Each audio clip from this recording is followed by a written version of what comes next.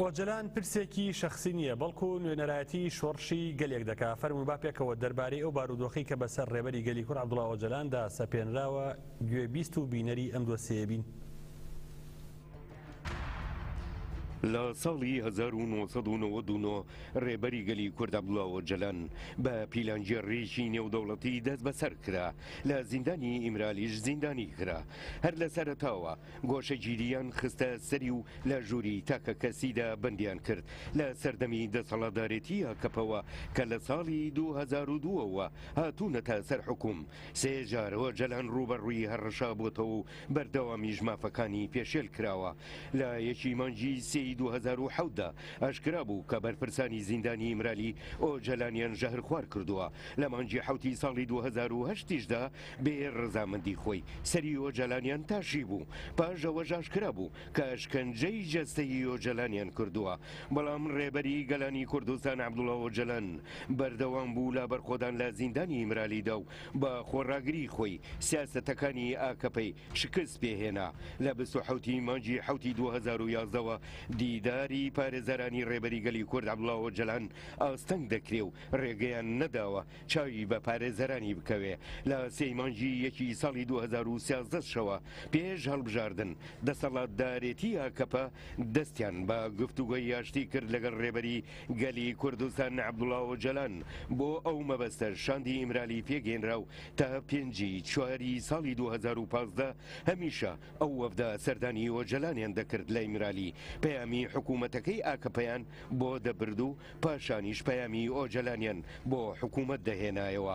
پاشەوە وادەی هەڵبژاردن نزیک بوویەوە و ئاکەپە بینیان کە هەدەپە لە گەشەی زۆردایە ترسیان لێنیشت و گفتوگۆکانی ئاشتی لە کۆشتی دۆڵمەباغچە بەڕێوە دەچوون.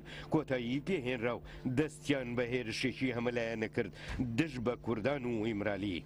دوایی تەنها 3 مانگ لە ڕاگررتنی گفتوگۆکانی یاشتی پرۆسەی هەڵبژاردن دەستی پێکرد و بۆ یەکەم جار هەدەپە بوو بەهێزی سێهەمی ناو پەرلەمانی تورکیا.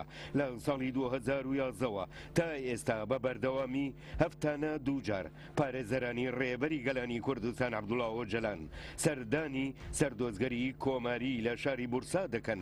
لە 5 مانگی 4 ساڵی ڕابردووشەوە تا ئێستا کە سوکاری ئۆجەلان لەگەڵ پارێزەران دەڕۆن و داوای دیدار دەکەن، بەڵام هەمیشە بە بیانووی بێمانەی وەک کەشتی ئیمرالی شکاوە و کەش و هەوا لەبەر نییە. داواکاریەکانیان ڕەت کرایەوە.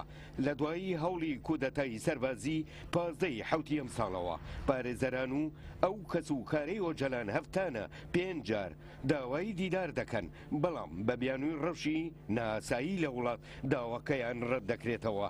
دەنگۆیەوەش بڵاو کرایەوە کە شەوی هەوڵی کودەتا سەربازێکە هێرش بۆ سەر ئیمرالی پێگاتووە و پاشانیش 2 ئەفسەر لە بەرپرسانی زیندانی ئیمرالی دەستگیر کراون و 3 ئەفسەری تریش بە فڕۆکەیە خۆیان گەیاندۆ تا وڵاتی یۆنان.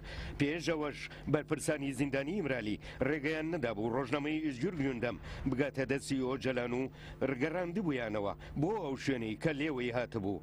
ئەوانەش نیگەرانیەکانی گەلی کورد و تەبگەر ئازادی خوازەکەی لەبارەی ڕەوشی تەندروستی ئۆجەلانەوە گەشتونەتە لووتکە و گەلی کورد لە ناو و دەرەوەی وڵات هەموو گۆڕەپانەکانیان کردۆتە مەیدانی چالاکی. دەبێت هەموو کەسەوە باش بزانێت کە پرسی ئۆجەلان شەخسی نییە، بەڵکو پرسی گەلێکە. ئۆجەلان نوێنەرایەتی شۆڕشێک دەکات، ڕابەرایەتی گەلێک دەکات. بۆیە کەپە هەر کاتێک کەوتبێتە تنگانەی سیاسیەوە ئۆجەلان و زیندانی ئیمرالیان بەکارهێنا و گۆشەگیری هێرشیان کردۆتە سەری.